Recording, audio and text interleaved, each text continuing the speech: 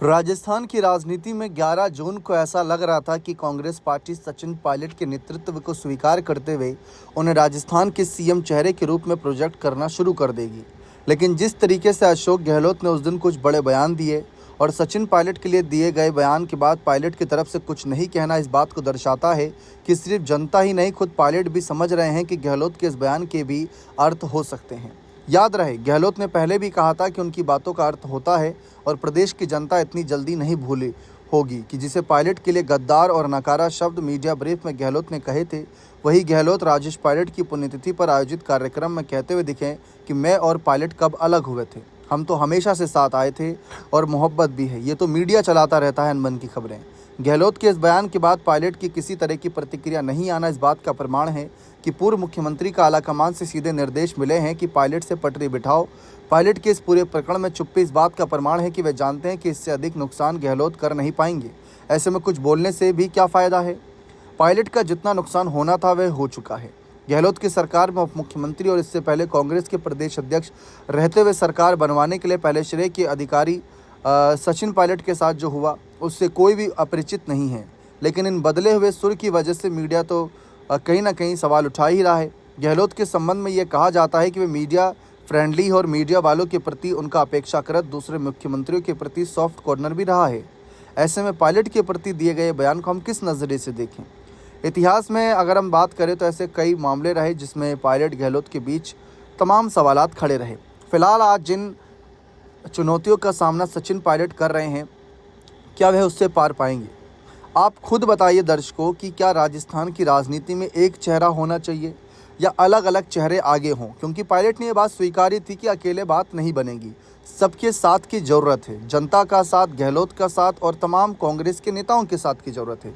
Team work के ज़रिए ही चुनाव जीता जा सकेगा अगला, ये बात पायलट ने रखी थी। भजनलाल सरकार इतनी मजबूत नहीं है कि उसे हराया ना जा सके, ये बात साफ तौर पर वो कहते दिखे थे। लेकिन इस बीच ये भी चर्चा है कि ऑल इंडिया कांग्रेस कमेटी के सदस्य हैं सचिन पायलट, महासचिव पद पर भी हैं पायलट।